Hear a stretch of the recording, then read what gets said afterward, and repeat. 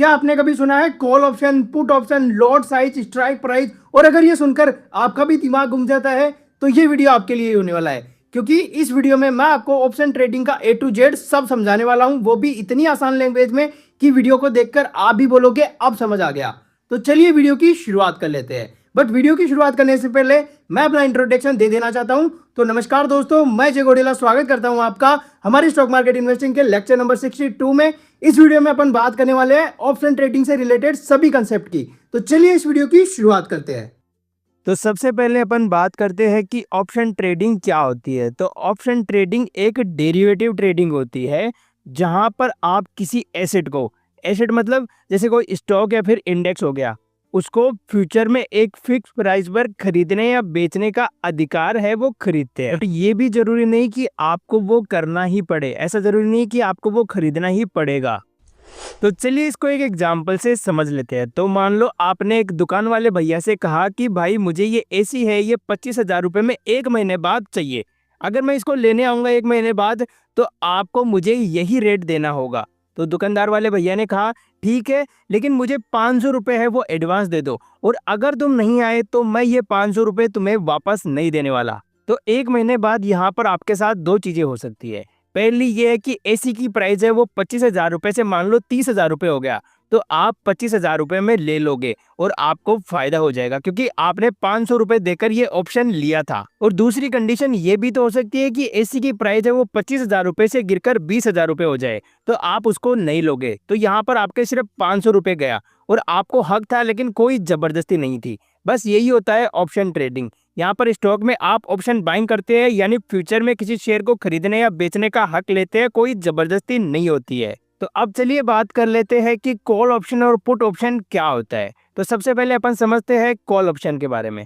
तो जब आपको लगता है कि शेयर का भाव बढ़ेगा तब आप कॉल ऑप्शन खरीदते हैं। फॉर एग्जांपल रिलायंस अभी चल रहा है मान लो 2500 रुपये पर, आपने 2600 रुपये का कॉल ऑप्शन खरीदा। अगर एक्सपायरी तक रिलायंस 2800 रुपये हो गया तो आप 2600 रुपये में खरीद कर 2800 रुपये में उसको बेच सकते हैं। तो यहाँ पर आपको पर शेयर 200 रुपये का प्रॉफिट हो जाएगा। अब ये डिपेंड करेगा लॉट साइज के ऊपर, जितनी लॉट साइज है उसके हिसाब से आपका प्रॉफिट है वो कैलकुलेट कर सकते हो आप। तो अब चलिए बात कर लेते हैं कि पुट ऑप्शन कब खरीदते हैं। तो पुट ऑप्शन तब खरीदते हैं जब आपको लगता है कि शेयर का भाव है वो गिरने वाला है।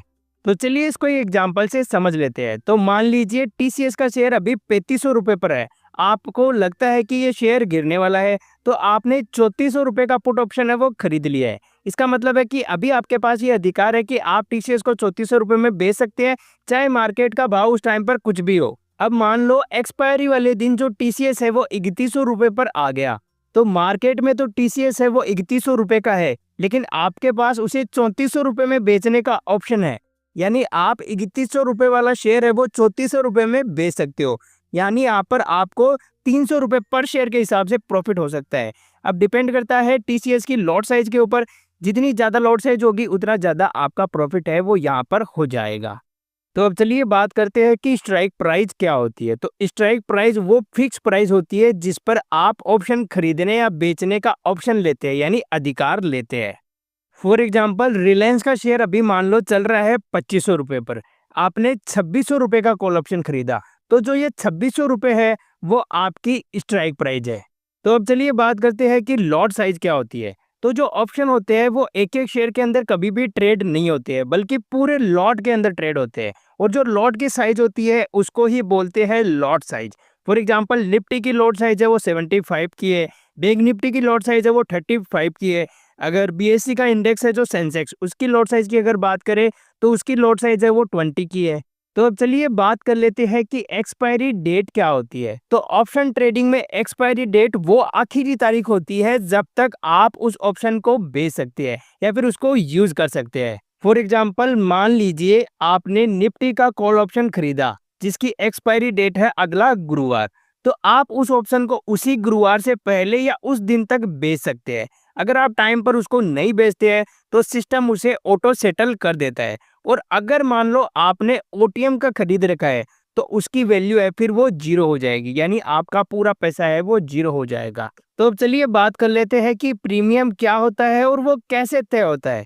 तो ऑप्शन खरीदने के लिए जो प्राइस आप देते हैं उसे ही बोलते हैं प्रीमियम। अब अगर बात करें कि प्रीमियम कैसे तय होता है, तो ये तय होता है स्टॉक की वोलेटिलिटी, टाइम टू एक्सपायरी के हिसाब से, या फिर स्टॉक की इंट्रिंसिक वैल्यू के हिसाब से, या सप्लाई या डिमांड के हिसाब से। तो चलिए बात कर लेते हैं कि ऑप्शन बायर और ऑप्शन सेलर क्या होता है। तो ऑप्शन बायर की अगर अपन बात करें तो ऑप्शन बायर वो होता है जो कुछ पैसे यानी प्रीमियम देकर ये अधिकार खरीदता है कि वो चाहे तो भविष्य में कोई शेयर खरीदे या बेचे, लेकिन उस पर कोई जबरदस्ती नहीं है। यानी बायर के पास राइट्स होते हैं, कंपलसरी नहीं होता कि उसको खरीद रही हैं। फॉर एग्जांपल, आपने कॉल ऑप्शन खरीदा है 50 रुपए देकर। अगर मार्केट आपके हिसाब से चला तो आप उसे यूज करोगे, नहीं चला तो उसको छोड़ दोगे, यानी आपका नुकसान सिर्फ 50 रुपए का ही रहेगा। वहीं अगर अपन ऑप्शन सेलर की बात करें तो ऑप्शन सेलर वो होता है जो वही अधिकार जो आपने खरीदा है वो उसको बेचता है, बदले में आपसे प्रीमियम कमाता है।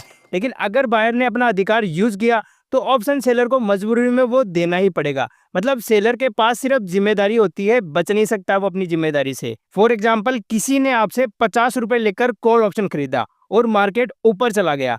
अब बायर बोलेगा मुझे अपने रेट पर शेयर दो, तो आपको देना ही पड़ेगा, चाहे आपको घाटा क्यों ना हो। तो अब चलिए बात कर लेते हैं कि आईटीएम, एटीएम और ओटीएम क्या होता है। तो सबसे पहले अपन समझते हैं आईटीएम क्या होता है। तो आईटीएम की फुल फॉर्म होती है इन द मनी, जब ऑप्शन के पास कुछ वैल्यू होती है। उसके बाद आ जाता है एटीएम यानी एट द मनी, जिस स्ट्राइक प्राइस पर अभी करंट मार्केट चल रहा है उसको बोलते हैं एट द मनी। फिर आ जाता है आउट ऑफ द मनी, यानी जब ऑप्शन वर्थलेस होता है। इसके पीछे का रीजन ये है कि इसके अंदर वैल्यू बहुत ही कम बढ़ती है अगर आप ऑप्शन बाइंग कर रहे हो तब। बाकी इसको अच्छे से एक्सप्लेन मैं नेक्स्ट वीडियो में करूंगा, जब अपन ऑप्शन ग्रीक सीखेंगे, थीटा, वेगा, डेल्टा, गामा, इन सबको सीखेंगे, तब आपको ये अच्छे से क्लियर हो जाएगा। तो चलिए इसको एक एग्जाम्पल से समझते हैं। तो मान लो निफ्टी अभी चल रहा है 20,000 पर, तो कॉल ऑप्शन के हिसाब से 20,000 हो गया आपका एटीएम और 19,800 हो गया आपका आईटीएम।